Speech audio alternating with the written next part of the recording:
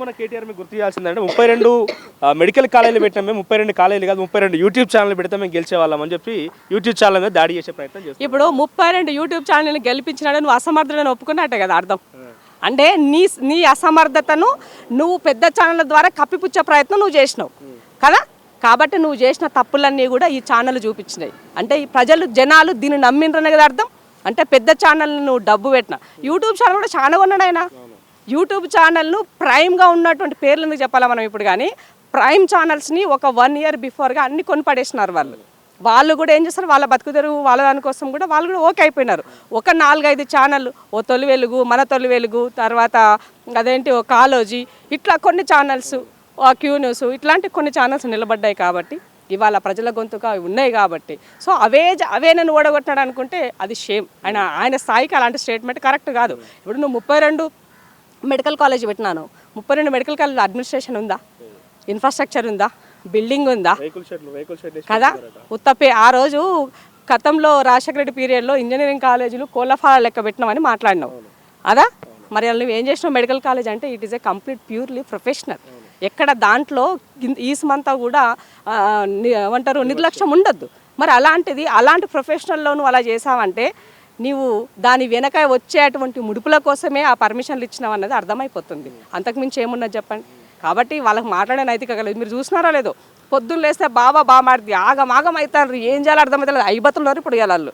రేపు ఎంపీ ఎలక్షన్లో ఏ మొహం పెట్టుకుని పోవాలా, ఎట్లా ఓట్లు అడగాలా, మాకు వస్తుందా, అసలు మా పార్టీ ఉంటుందా అన్న అభద్రత భావంలో వాళ్ళు ఉన్నారు. కాబట్టి రకరకాల స్టేట్మెంట్స్. దావోస్ జరిగే మీటింగ్ గురించి కూడా రేవంత్ రెడ్డికి ఇంగ్లీష్ వస్తలేదు. తెలంగాణ మీతో పాటుగా గతంలో కాంగ్రెస్లో పనిచేసిన ఒక వ్యక్తి ఏమంటాడంటే తెలంగాణ ఇజ్జత్ని, తెలంగాణ పరువును దావోస్ వేదికగా రేవంత్ రెడ్డి తీస్తున్నాడని ఒక విధంగా ట్రోల్ చేస్తూ మాట్లాడడం జరిగింది. ఇప్పుడు తెలంగాణ అంటే మనం అందరం గుర్తుపెట్టుకోవాల్సింది అంటే అచ్చ తెలుగు, నా భాష, నా మదర్ లాంగ్వేజ్ తెలుగు. భాష ముఖ్యం కాదు, భావం ముఖ్యం. అది ఒక కవి చెప్పినాడు. మరి అది తెలియకపోతే తెలుసుకోవాలి వాళ్ళు కూడా. ఇప్పుడు గదే కేసీఆర్ గిడ తెలుగు మహాసభలు పెట్టిండు కదా. మరి ఆ తెలుగు మహాసభల ద్వారా ఏం చెప్పినాడు, తెలుగు ఏడబడినది. ఈ రోజు వరకు కూడా వెంకయ్య నాయుడు రాష్ట్రపతి ఎక్కడ పోయినా తెలుగును కాపాడండి, తెలుగు మాట్లాడండి.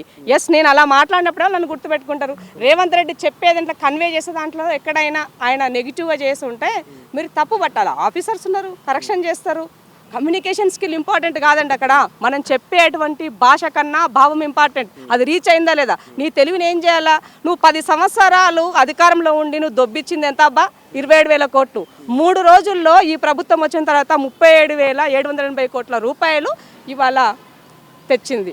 మరి నువ్వు తెచ్చినటువంటి నిధులు ఇంపార్టెంటా, భాష ఇంపార్టెంటా, దాన్ని బట్టి అర్థమైంది. ఇదే కాంగ్రెస్ పార్టీ అదాన్ని ఒక బెస్ట్ కరెక్టెడ్ ఆఫీసర్ అనో బెస్ట్ కరెక్టెడ్ బిజినెస్ మ్యాన్ అని చెప్పినటువంటి అదానినే బూచిగా చూపి పార్లమెంట్ సమావేశంలో ధర్నా చేసిన కాంగ్రెస్ పార్టీ అదానితో పెట్టుబడుల విషయంలో ఎట్లా మాట్లాడుతుంది. ఇప్పుడు అదాని అంబానీకి సంబంధించినట్లయితే వాళ్ళది నేషనల్ లైన్లో ఒక వ్యక్తికి అన్ని ప్రాజెక్టులు ఇస్తున్నారు. కాబట్టి అది ఎందుకు ఇస్తున్నారు, అతని కమిషన్ల కోసమే, అతనికి బెనిఫిట్ చేస్తున్నాడు. కాబట్టి దీనికోసము పార్లమెంట్లో రాహుల్ గాంధీ గారు మాట్లాడినారు. ఆయన దాని మూలంగా ఆయన ఎక్కడున్నారో మనం చూస్తున్నాం. కానీ ఇవాళ రేవంత్ రెడ్డి ఒక అదానితో అక్కడ మీరు జరిగింది ఏంటి, ఆర్థిక సమ్మిట్. ఒక సమ్మిట్ జరిగినప్పుడు ఆయన ఒక దేశంలోనే సంపన్నుడిగా ఒక ఇండస్ట్రీస్ని డెవలప్ చేసినటువంటి వ్యక్తిగా ఉన్నాడు. కాబట్టి నా రాష్ట్రానికి నువ్వు ఏం కంపెనీలు ఇస్తావు అన్న దాంట్లో నీ దగ్గర నేను కంపెనీ పెడతాను, నేను వద్దంటానా, నువ్వు వద్దంటావా? నిజంగానే కేటీఆర్ మంచి కోరేవాడైతే ఇవాళ దాన్ని పొలిటికల్ లైన్లో కాకుండా ఎస్ అదాని ద్వారా మాకు ఇన్ని వేల కోట్ల రూపాయలు మాకు ఒక మంచి కార్యక్రమం కోసము ఇనిషియేట్ తీసుకుంటూ నువ్వు అప్రిషియేట్ చేయాలి.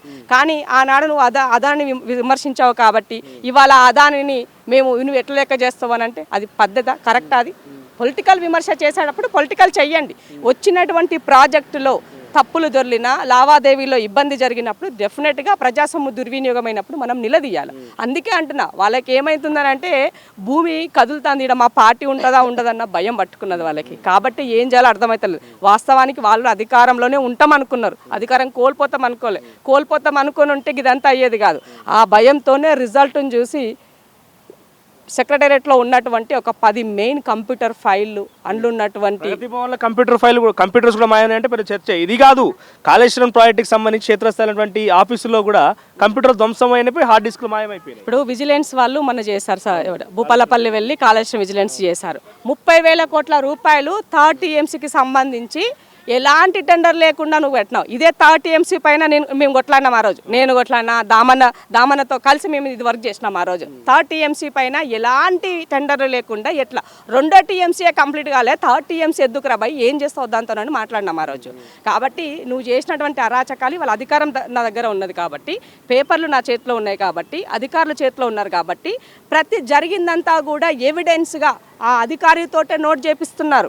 ఎవరైతే ఆ రోజు ఉండి పనిచేసిన అధికారి ఉన్నాడో అదే అధికారితో నోట్ చేపించి అథెంటికల్గా టెక్నికల్గా రేపు ఎక్కడ మళ్ళీ అది కాకుండా దానికోసము ఇప్పుడున్న గవర్నమెంట్ తీసుకుంటుంది. దానికి మనం తెలంగాణ సమాజం అప్రిషియేట్ చేయాలా. వాళ్ళ బుట్టలో పడి వాళ్ళు మాట్లాడే మాటలు కనుక మనం పడిపోయినట్లయితే మళ్ళీ నష్టం చేకూర్చుకుంటాం. ఎస్, కాంగ్రెస్ గవర్నమెంట్ తప్పు చేస్తే తప్పకుండా ప్రశ్నించాలి, నిలదీయాలి, నిగ్గదీయాలి. ఇచ్చినటువంటి మాటలను నిలబెట్టినట్లయితే తప్పకుండా మనం దాన్ని ఈ తెలంగాణ సమాజం కోసం తిరిగి మనం ఎలా తీసుకోవాలని ఆలోచించాల్సిన అవసరం కంపల్సరీ ఉన్నది.